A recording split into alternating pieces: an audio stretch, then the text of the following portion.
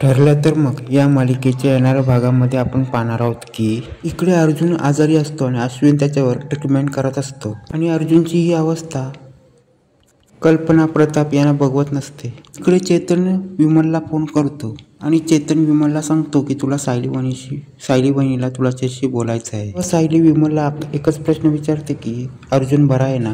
तेव्हा विमल बोलते अर्जुनची तब्येत अजून बरी नाही, तुम्ही गेल्यापासून अर्जुनने अन्न पाणी सोडलेले आहे आणि त्याची तब्येत खराब आहे। तेव्हा विमल सायलीला बोलते की तुम्ही लवकरात लवकर इकडे या ना, कारण की तुमची या घराला खूपच गरज आहे आणि अर्जुनला पण गरज आहे आणि तुम्ही गेल्यापासून हे घर सुन्न पडलं आहे, लवकरात लवकर तुम्ही इकडे या ना। तेव्हा सायली बोलते मी काल आले होते रात्री, पण ती भामटी प्रिया मध्येच कळमळली, तिच्यामुळे मी तिकडे जास्त वेळ राहू शकली नाही। तेव्हा विमल सांगायला लागते की प्रियाने जर अर्जुनशी लग्न केलं तर अर्जुनचं आयुष्य बर्बाद होईल आणि ती प्रिया मला अजिबात आवडत नाही, त्यासाठी तुम्ही या घरात या ना आणि या घराला तुमचा आधार आहे।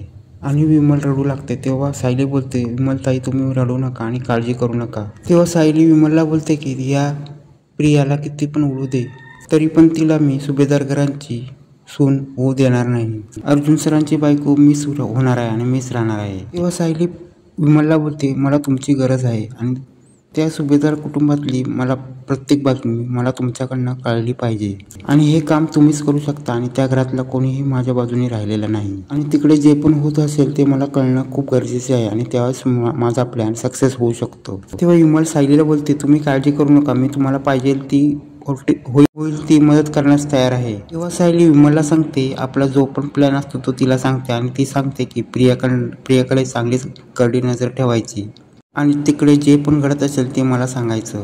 विमल बोलते मी तुम्हाला इकडची प्रत्येक घडलेली बातमी तुम्हाला सांगेन आणि विमल फोन ठेवते आणि इकडे सायली चेतन आणि कुसुम हे तिघं पण पुढच्या प्लॅनसाठी तयार झालेले असतात।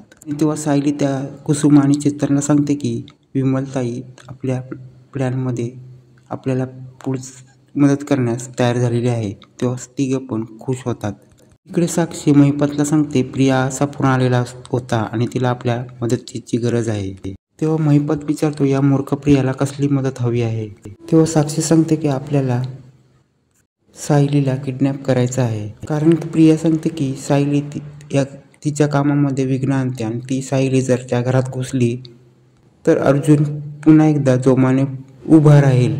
तेव्हा साक्षी सांगते की सायली जर सुभेदार कुटुंबात गेली तर आपला प्लॅन फ्लॉप होईल आणि आपण केस हरून आपण फासावर अडकू शकतो। तेव्हा महिपत बोलतो की आपल्याला सायलीचा काटा काढायला लागेल, त्यासाठी तिला किडनॅप करायला लागेल। तेव्हा तो बोलतो की आपल्याला सायलीला जनता चाळीतूनच किडनॅप करायला लागेल, त्यासाठी तो त्या माणसांना सुपारी देतो आणि तो आपल्या माणसाला सायलीला किडनॅप करण्यासाठी तिकडे पाठवतो।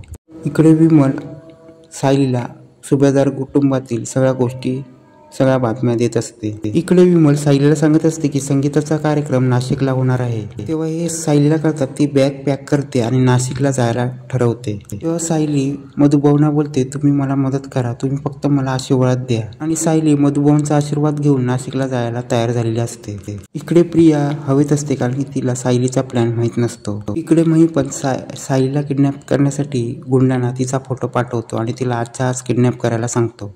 इकडे साक्षी प्रियाला फोन करते की तुझं काम आजच होणार आहे, ती माणसं सायलीला किडनॅप करणार आहेत आणि तू बिंदास राहा आणि तुझं लग्न तू एन्जॉय कर आणि तू कुठलीही काळजी करू नको आणि सायलीचं तुझ्या लग्नावर विघ्न येणार नाही आणि त्यामुळे प्रिया खूप खुश असते। इकडे सायली चेतन आणि कुसुम हे नाशिकला जायला तयार झालेले असतात आणि ते महिपतचे गुंड सायलीला किडनॅप करण्यासाठी त्या चाळीमध्ये घुसलेले असतात। तिकडे गेल्यावर सायलीच्या घराला कुलूप लागलेले असते, त्यामुळे साक्षीचे गुंड तिकडे वैतागलेले असतात आणि त्या गुंडांच्या हातात तुरी देऊन सायली तिकडनं गायब झालेली असते। तेव्हा ती गुंड महिपतला सांगतात की सायली इकडे नाही, ती कुठे गेली आहे, कारण की तिच्या घराला ताळा लागलेला आहे। तेव्हा महिपत सांगतो की गुंडांना तिकडे जरा वेळ थांबा ना। तेव्हा ते गुंड बोलतात आम्ही खूप इथे पूर्ण दिवस थांबलोय पण ती मुलगी इकडे नाही आहे आणि इकडे सायली सगळ्यांच्या हातात तुरी देऊन तिकडे नाशिकला पोहोचलेली असते आणि त्यामुळे इथे साक्षी प्रिया आणि महिपनचा प्लॅन पूर्ण फ्लॉप झालेला असतो आणि त्यामुळे महिपनच्या गुंडांना हात हलवत मागे जावे लागते। आणि या सगळ्या गोष्टींमध्ये विमलने साईला खूप मदत केली असतो आणि या सगळ्यामध्ये विमलचा खारीचा वाटा असतो आणि साईला पण कळत असतं की जे पण घडले ते विमलमुळेच आपलं सगळं व्यवस्थित घडलं आहे।